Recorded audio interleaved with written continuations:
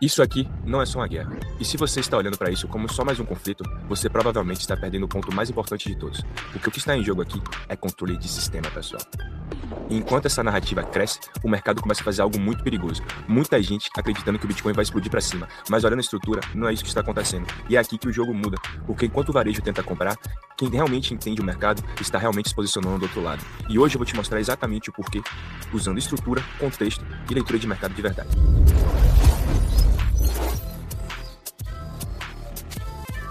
Antes de entrar no gráfico, deixa eu te mostrar uma coisa. Tudo isso que eu estou falando aqui, a gente já vem acompanhando em tempo real, dentro do nosso Discord e do nosso grupo do WhatsApp. A gente compartilha leitura de mercado, ideias de trades e principalmente contexto. Não é call de jogada, pessoal, é a explicação do porquê mesmo. Então, se você quer sair desse nível de só reagir e começar a entender o jogo antes, o QR Code tá aqui na tela, beleza? É isso aí, é gratuito, tá bom? Vamos lá, pro primeiro ponto. Guerra no Oriente e o Estreito de Hormuz. Isso aqui, pessoal, não é só notícia. Isso impacta diretamente o petróleo. E o petróleo impacta na inflação. Mas aqui vem o erro da maioria. Achar que isso automaticamente faz o mercado subir. E não faz, certo?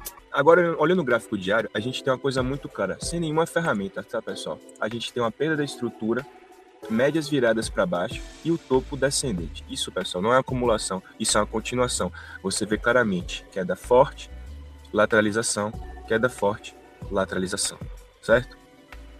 Dá para ver isso fácil. Para mim, não é acumulação, ainda está em continuidade de queda. Simplesmente assim no gráfico diário.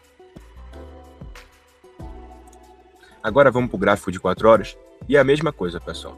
A gente tem uma queda, né, forte, seguida de lateralização, uma outra queda e uma lateralização, do qual esse exato momento aqui, né, eu estou circulando, a gente está tendo exatamente uma queda, né? Primeiro topo, segundo topo menor do que o primeiro, terceiro topo menor do que o primeiro.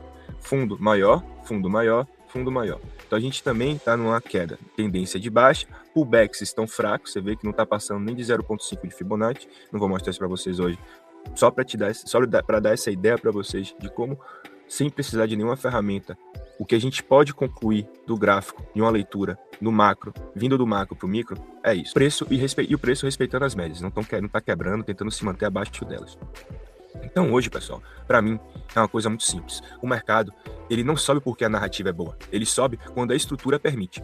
Então, para hoje, não é momento de long, não é momento de se expor pesado e principalmente não é o momento de acreditar em nenhum rompimento. Porque é aqui que entra o ponto mais importante. Quem está comprando quer acreditar que vai subir, mas quem está lendo o mercado está vendo outra coisa. O mercado não recompensa esperança, ele recompensa leitura, tá bom? É isso aí que eu tenho hoje, simples, rápido, para o gráfico de Bitcoin. Quero mostrar uma coisa para vocês aqui na SP, que eu tô achando também que tá um ponto muito interessante para shortar, tá? Essa é a S&P, tá? Esse é o no 4 horas, vamos voltar aqui pro diário, tá? E esse para mim aqui no CP agora, tá? Muita gente vendo esse movimento recente, né, que a gente passou aí 2, 3 dias já em alta, achando que mudou tudo. Mas olhando a estrutura, isso para mim parece mais um reteste do que realmente uma reversão.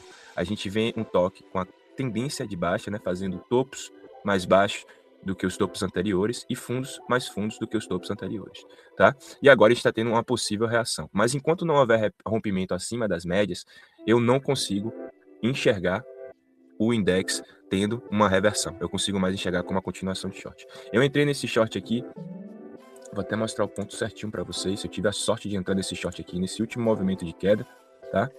Botei meu stop aqui e eu tô acreditando que ele vai quebrar a barreira dos 6.000, tá? Acredito que ele vai chegar aqui até o ponto 0,5 de Fibonacci de retração e é nesse trade que eu tô aguardando até o exato momento.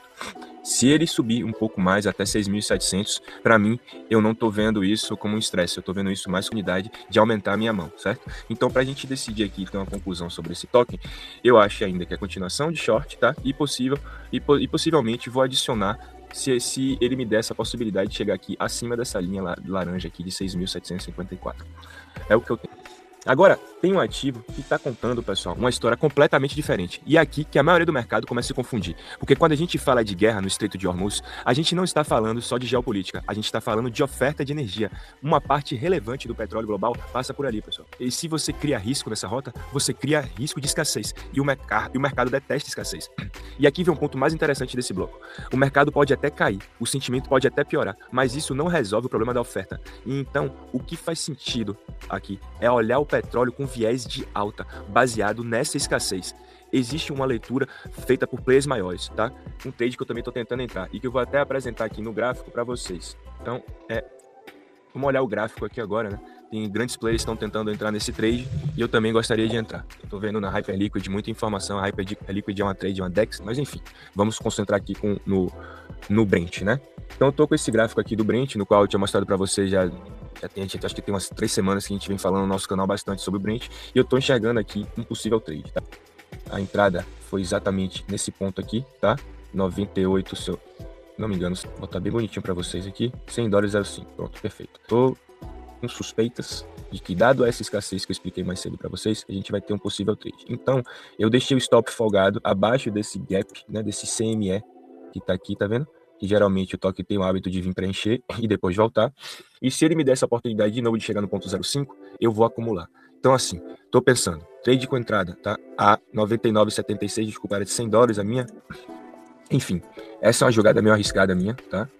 Eu acredito que não há muita alavancagem, tá? Eu vou descer bastante nessa posição. A gente tá falando aqui de 10% de queda, tá? Não é um position também, é uma alavancagem bem baixa, tá? Então esse é o meu trade aqui pro exato momento. Eu só achei interessante a gente entrar aqui, porque essa lateralização pode demorar mais, então pode me dar mais momentos para poder acumular, pra gente ver essa alta aqui. Eu tô tentando, né, pessoal, prever algo que não aconteceu, então pode ser que eu esteja me adiantando mesmo de verdade. Só como eu vi esses boatos hoje no Hyperliquid e vendo todo esse estudo que a gente vem fazendo essa semana sobre esse dado, sobre essas informações macroeconômicas que está acontecendo no Estreito de Hormuz, guerras e por aí vai, eu tô apostando em alta. Beleza.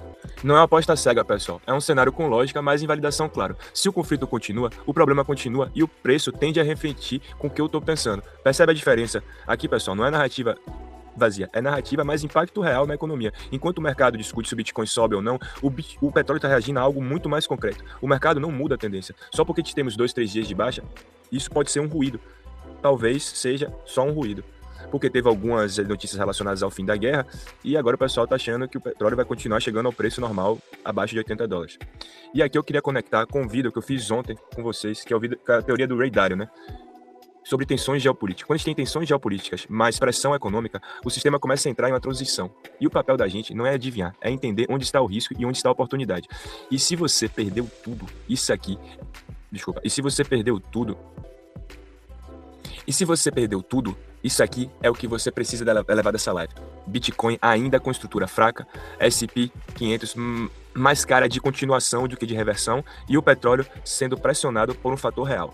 Agora, o ponto não é acertar a direção, é entender onde está o risco e onde está a oportunidade, porque no final, o mercado não recompensa esperança, ele recompensa leitura. E se você quer aprender a ler o mercado assim, se inscreve no canal, porque aqui no Crypto Club a gente não segue call, a gente lê liquidez, risco e estrutura. Muito obrigado a todos e até a próxima, pessoal.